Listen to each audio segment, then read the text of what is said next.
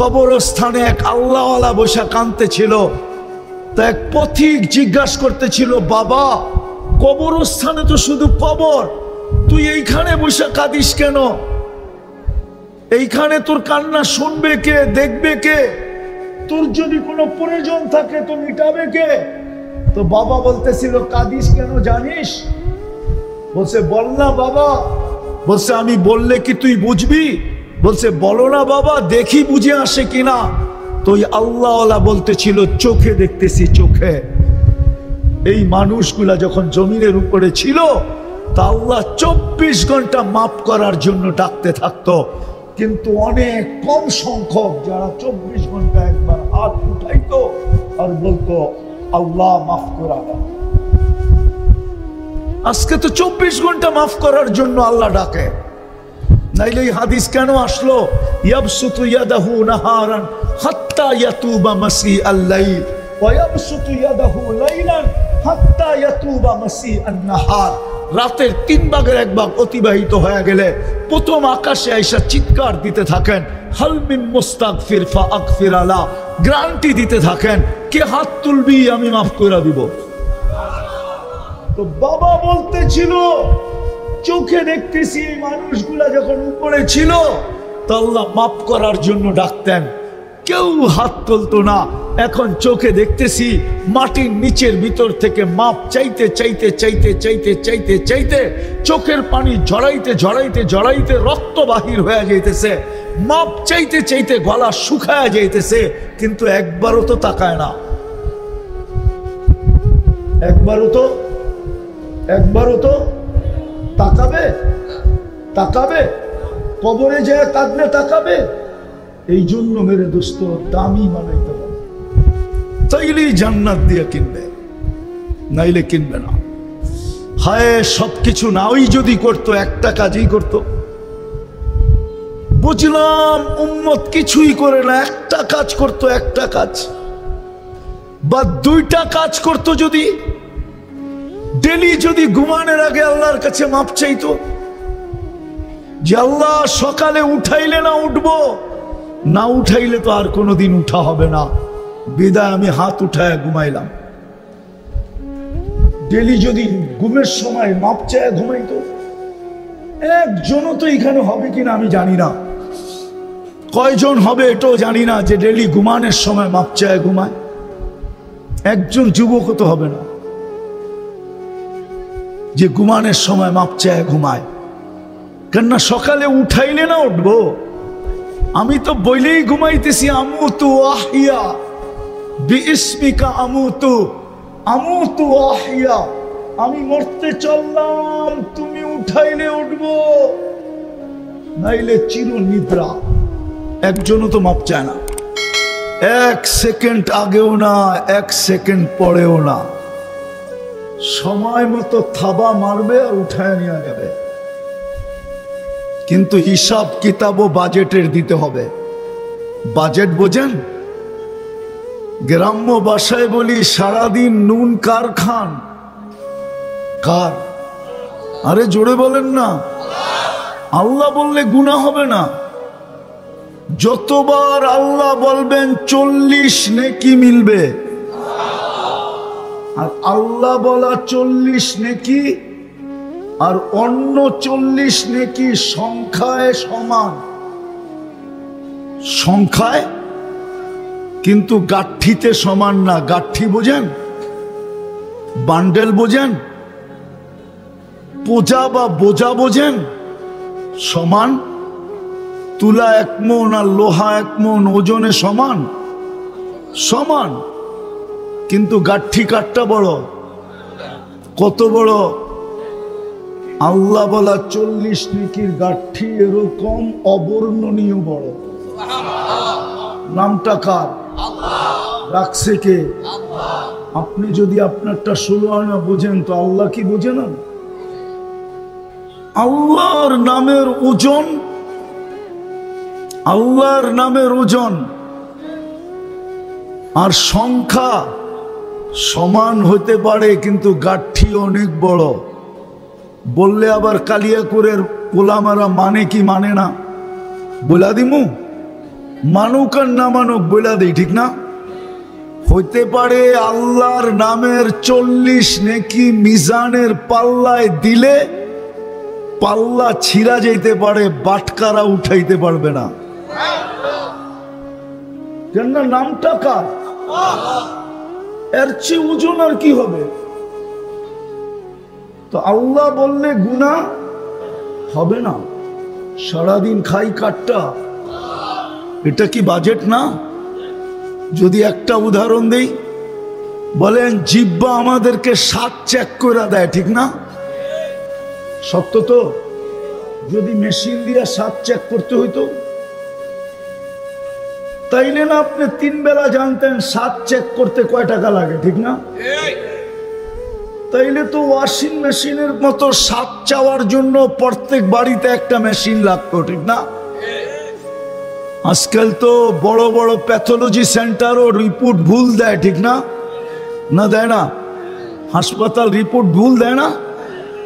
হতে পারতো ওই মেশিন আপনার রিপোর্টও ভুল দিছে, আপনি খাইতেন আর সিধা হাসপাতাল, ঠিক না? কিন্তু আজ পর্যন্ত জিহ্বা আপনাকে ভুল রিপোর্ট দিছে আর দিবে? তাহলে এই বাজেট কার? নাক আপনাকে ঘ্রাণ শুঁয়া দেয়, যদি মেশিন দিয়া ঘ্রাণ শুনতে হইতো, এই বাজেট কার? ডেলি অক্সিজেন নেন, এই বাজেট কার? পানির দামে কিনতে হইল কালিয়াকৈরের মানুষ ডেলি 16,500 টাকা বিল দিতে হইতো। 24 ঘন্টায় বিল আসতো 16,500। যদি 30 টাকা লিটার কিনতে হতো, আমরা ডেলি 550 লিটার অক্সিজেন নেই। এই বাজেট কার? আর কয়টা দেখাবো? পুরা শরীরটা খুলা দেখানো যায়। জীবনটা কিন্তু আমাদের ছোট, গতি রোধ করার ক্ষমতা আমাদের কাছে নাই। পাওয়ার ব্যাংকে বড়ও যায় না, যদিও বিজ্ঞানের যুগ, কিন্তু যিনি অস্তিত্ব দিছেন সৃষ্টির সেরা হিসাবে, অচিরেই আমরা ওনার কাছে ফিরে যাব। অচিরেই চলে যাব, বেশি দিন না। এই জন্য মাটিও কিন্তু আমাদেরকে ডেলি সতর্ক করে, যদিও আমরা শুনি না। মাটি কিন্তু ডেলি আমাদেরকে সতর্ক করে, জানি না কতবার করে। মাটিও কিন্তু ডেলি বলে তামশি আলা তাহরি মাসিরু কাফি বাতনি, আমার পেটে চলমান, অতি সত্বর তুমি আমার পেটে আসবে। জমিন কিন্তু ডেলি আমাদেরকে সতর্ক করে, তামশি আলা তাহরি মাসিরু কাফি বাতনি। শুধু মাটি সতর্ক করে না, বাইজিদ বোস্তামি রহমতুল্লাহ তো এটাও লেখছেন যে কুকুরও আমাদেরকে সতর্ক করে। অপরিচিত দেখলে কুকুর ঘেউ ঘেউ করে, মহল্লার পরিচিত মানুষ দেখলে আওয়াজ করে না, অপরিচিত দেখলেই সে চিল্লায় ওঠে, ঠিক না? বাইজিদ বোস্তামি রহমতুল্লাহ লেখছেন সে চিল্লায় ওঠে না, সে সতর্ক করে। ইবনা আদম আনকিদ নাফসাকা মিন গাযাবিল জব্বার, মানুষ তুই তোকে আল্লাহর আযাব থেকে বাঁচা। ফা ইন্নাকা লা তুতিক, যদি আল্লাহর আযাব চলে আসলো তুমি সইতে পারবে না। তো যেটা বুঝাইতেছিলাম, যত বেশি মনোযোগ দিয়ে শুনবো আর পরিবেশটা নীরব নির্জুম থাকবে, ততই কিন্তু কথাগুলা দিলের ভিতরে কাঁদবে, আমলের তৌফিক মিলবে, আর এই ছোট জীবনটা দামি হতে থাকবে। আর উদ্দেশ্যই কিন্তু এটা যে তুমি তোমাকে দামি বানাও। যদিও আল্লাহ সৃষ্টির সেরা হিসাবে আমাদেরকে অস্তিত্ব দিছেন, এই দিকে তাকাইলে দেখা যাবে মানুষ সৃষ্টির ভিতরে সবচেয়ে দামি। কিন্তু আসল দামি যদি নিজেকে নিজে না বানাইলো, তাইলে কিন্তু আরেকটা জিনিস পুরা হবে না। কোরআনে এই দিকেও ইঙ্গিত দিছেন। আল্লাহ বলে আমি তোমাদেরকে কিনতে চাই। যদি জিজ্ঞাসা করি কি দিয়া কিনবেন, ইন্নাল্লাহ হাশতারা, আল্লাহ বলে আমি তোমাদেরকে কিনতে চাই। কিন্তু কিনবেন কি দিয়া? মানুষ তো দামি থেকে দামি জিনিস কিনে কাগজ দিয়া, আপনি আমাদেরকে কিনবেন কি দিয়া? তো আল্লাহ ঘোষণা দিছে আমি জান্নাত দিয়া কিনব। কি দিয়া? সুলাইমান আলাইহিস সালাম তখতে বিলকিস যেখানে ছিল ওটা আপনারা দেখেন না, আমি এই পর্যন্ত 4 বার দেখছি, 4 বার। এখনো পিলার গুলা রাখা আছে। বিলকিস সূর্যের পূজা করত, এখনো 365টা কামরা বানানো রাখা আছে। 365টা কামরা এখনো আছে। আপনাকে মারেব যেতে হবে, ইয়ামানের একটা শহর। তো সুলাইমান আলাইহিস সালাম ফিলিস্তিনে ছিলেন। কাহিনী বড় লম্বা, কোরআনে লম্বা কাহিনী আছে। সুলাইমান আলাইহিস সালাম তার মজলিসে বলতেছিলেন মাইয়াতি বিআরশিহা, বিলকিসের আরশ ইয়ামান থেকে বাইতুল মুকাদ্দাসে কে নিয়ে আসবে? ওটা কি টেকনোলজির যুগ ছিল? ইফরিতুম মিনাল জিন বলতেছিল আনা আতি বিহা, আমি নিয়ে আসব। সিংহাসনটা কতটুক বড় ছিল আল্লাহ বলতেছে ওয়ালাহা আরশুন আযীম, তার সিংহাসনটা বহুত বড় ছিল। আল্লাহ বিলকিসেরটা বলতেছে ওয়ালাহা আরশুন আযীম, আর নিজেরটা বলতেছে ওয়ালিল্লাহি আরশুন আযীম। তাইলে বুঝা গেল দুটা বুঝি একটু কাছাকাছি, ঠিক না? আরে দুটোটাই তো আযীম, কিন্তু বড় তো। হ্যাঁ, আমাদের ধারণার চেয়ে বড় তো। খুঁটি দেখলে আপনার বুঝে আসবে। আমি 4 বার দেখছি এই চোখ দিয়া, আমি 4 বার গেছি এখানে। তো সুলাইমান আলাইহিস সালাম বলছে কে নিয়ে আসবে? তো ইফরিতুম মিনাল জিন বলছে আমি নিয়ে আসব। সময় লাগবে কতক্ষণ? বলছে 3 ঘন্টা। কত? আমি আমার হিসাবে বলতেছি। যার কাছে আসমানি এলেম ছিল ও মনে হয় কোনায় বয়া বয়া পাঞ্চা বাইতে ছিল। আর ইফরিতুম মিনাল জিন দৈত্যের কথা শুনতেছিল, যেটা আমরা ভাষায় বলি দৈত্য। দৈত্য বোঝেন তো না? সবচেয়ে শক্তিশালী জিন্নাতের ভিতরে ওর কথা শুনতেছিল। আর মনে হয় মুস্কি মুস্কি হাসতেছিল যে বড় বাহাদুরি দেখাইতেছ, 3 ঘন্টায় নিয়ে আসবা। তো যার কাছে আসমানি ইলম ছিল, আল্লাযীনা ইনদাহু ইলমুম মিনাল কিতাব, তাও পুরা আসমানি ইলম ছিল না, মনে হয় আলিফ বাতা ছিল। নইলে ইলমুম মিনাল কিতাব কেন আসবে? ঠিক না? আমাকে বড় হুজুর আবার পিছে বয়ে রয়েছে, সামনে আসলে তো ওনারে শোনা বলা যেত। তো সামান্য আসমানি ইলম ছিল, তো ও বলতেছিল আমি নিয়ে আসব। সময় ক্বাবলা আইয়ারতাদ্দা ইলাইকা তারফুক, আপনি সামনের দিকে তাকানোর আগে। সুবহানাল্লাহ। আনছে না আনছে? হ্যাঁ, যদি সুলাইমান আলাইহিস সালামের জামানায় আসমানি কিতাবের এই পাওয়ার থাকতে পারে, যেটা কিতাব কালামুল্লাহ না, আমাদের কাছে তো কালামুল্লাহ, আমাদের কাছে তো আল্লাহর কালাম, আমাদের কাছে তো কোরআন। এটার পাওয়ার কিরকম আমরা তো কাজে লাগাইতে পারি। আমরা কাজে লাগাইতে পারি না। তো যেটা আমি বলতেছিলাম, 90% মুসলমান নামাজ পড়ে না। কয় পার্সেন্ট? 90% নারী পুরুষ নামাজ পড়ে না। 90% যুবক বৃদ্ধ নামাজ পড়ে না।